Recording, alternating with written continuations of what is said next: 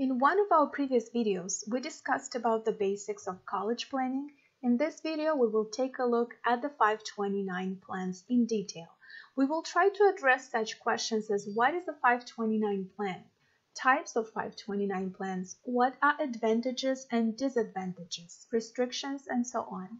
I will not be selling anything in this video. The details presented are strictly for informational purpose. For this reason, I kindly ask everyone to support our mission by liking, sharing, and subscribing to our channel, Let's Talk Money.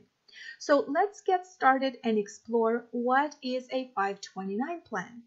A 529 plan is established by a state or school so that you can either prepay or save up to pay education-related expenses. A 529 plan is formally known as Qualified Tuition Program, as defined in Section 529 of the Internal Revenue Code, and are administered by state agencies and organizations. Savings in a 529 plan grow free from federal income tax, and withdrawals remain tax-free when used for qualified higher education expenses. Additionally, many states mirror the federal 529 plan tax advantages by offering state tax-deferred growth and tax-free withdrawals for qualified higher education expenses. Each state that offers a 529 plan determines how its plan is structured and which investments options are offered. While many plans allow investors from out of state, there could be significant state advantages and other benefits for in-state residents. This can include state tax deductions, matching grants and scholarship opportunities, protection from creditors, and exemption from state financial aid calculations. Now let's take a look at a 529 savings plan from various points of view. We'll start with the maximum investment that is allowed. This is established by the program or the state.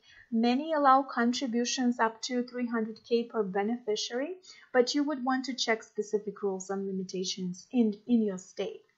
Federal income tax. The contributions are not deductible. Withdrawn earnings are excluded from income to extent of qualified higher education expenses.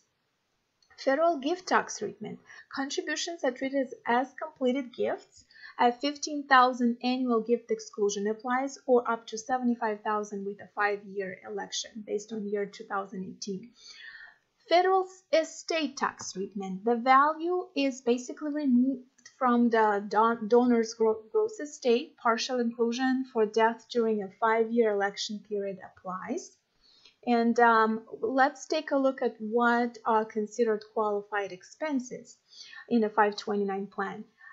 Basically, in order to be qualified expenses, those are considered those paid for tuition, fees, books, computers, and related equipment. Supplies, special needs, and some room and board at eligible colleges and universities also are included as qualified expenses. Also, up to $10,000 in tuition expenses at private, public, and religious K-12 schools are also considered qualified expenses. Let's take a look if you can change the beneficiary in a 529 plan to another member of the beneficiary's family. In other words, this plan allows the change of beneficiary, and the funds could be used for another qualified individual in the family if the beneficiary decided not to go to college or for any other reason.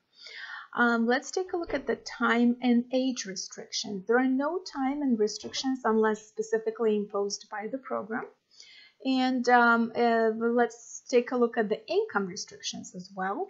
There is no income restrictions that I was able to find while doing research. Another very important aspect of 529 plan is the federal financial aid. The resources in a 529 plan are counted as asset of parent if the owner is parent or dependent student. Investments. There are various diversified investment options available based on your comfort with risk, but there are restrictions, so you might want to take a closer look at the diversification options. Use of non-qualifying expenses. If you use the funds for other reasons than qualified education spending, then withdrawn earnings are subject to a federal tax and 10% penalty.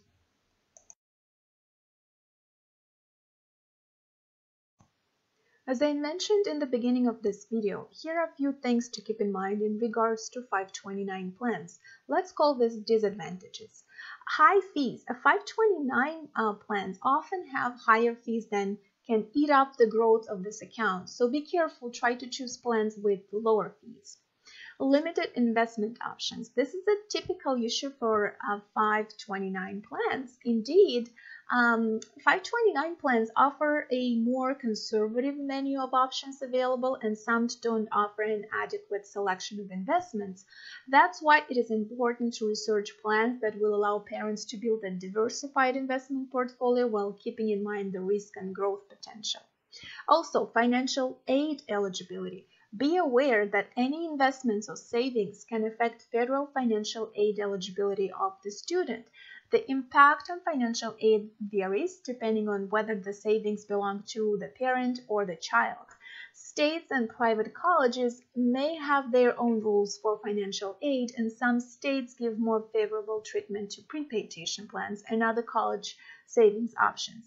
Also, taxes and penalties. While this could be a great tax advantage account in most cases, it can also be a drawback in certain cases. Remember, this is a college savings account.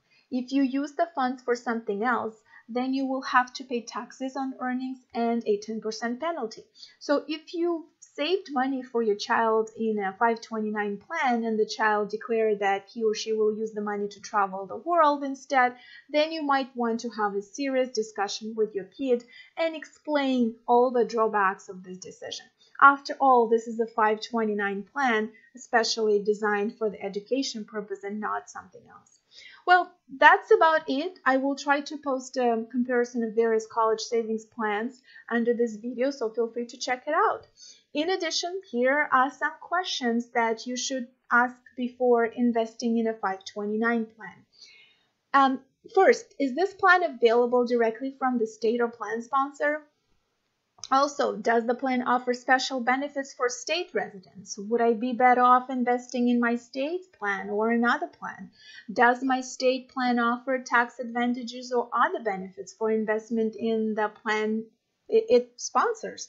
If my state's plan charges higher fees than another state's plan, do the tax advantages or other benefits offered by my state outweigh the benefit of investing in another state's less expensive plan? Think about this. This could be huge.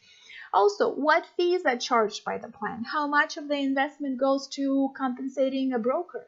Under what circumstances does the plan waive or reduce certain fees? Also, what are the plan's withdrawal restrictions? Which colleges and universities participate in the plan? What type of college expenses are covered by the plan? What types of investment options are offered by the plan? How long are contributions held before being invested? What limitations apply to the plan? And then what can an account holder charge investment options? Which beneficiaries or transfer ownership of the account to another account holder? Who is the program manager? How has the plan performed in the past? This is very important while researching plans, so make sure you ask this question. Well, that's all for today. I hope this video helped you. If so, feel free to like, share, and subscribe to our channel.